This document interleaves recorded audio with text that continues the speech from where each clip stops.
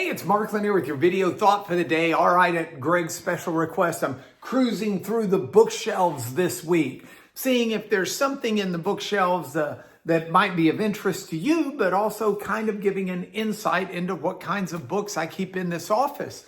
And so we're on the second shelf today. Now, this is a fun shelf for me. I've got a bunch of different books on here that range all of these different areas. I have a book on the art of chess.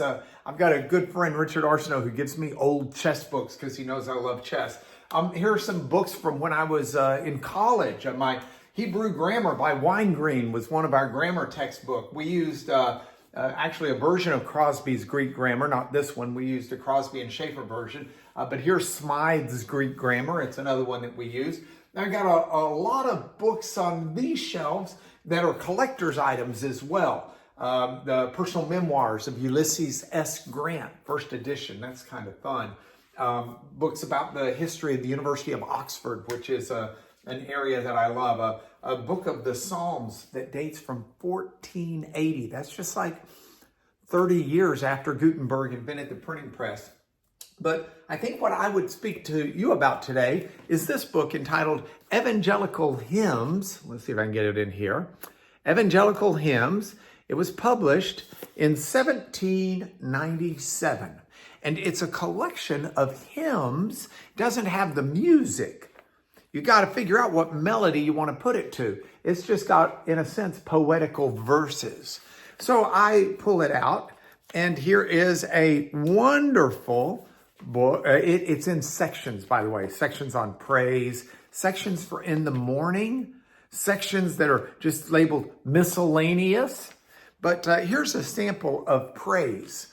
This is a hymn out of the hymnal with the lyrics.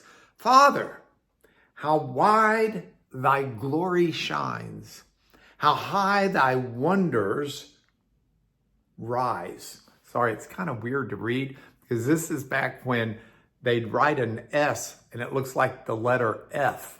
And unless it's at the end of the word, and then it looks like an S. And so it's kind of weird, takes me a second to adjust.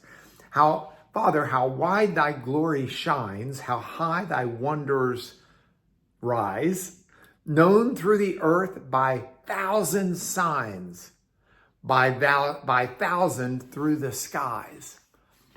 I love the way it encapsulates a fundamental truth that God's glory is seen in the things around us.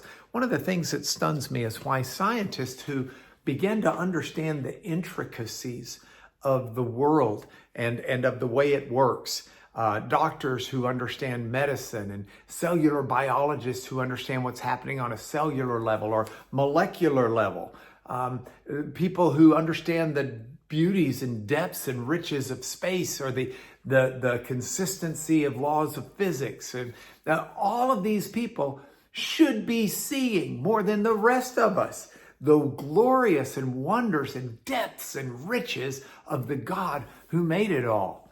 It's pretty incredible that all of those should be signs. Paul said it this way in Romans 1. He says that God's invisible characteristics, his nature, are seen in the things around us that he has made. And so this is wonderful. Father, how wide thy glory shines, how high thy wonders rise. I think as we look around us today and every day, and you see beauty and you see awe and inspiring things, give credit, give praise to God. That's not only appropriate in the hymns from the 1700s, that's biblical. And that's why I've made it your video thought for the day.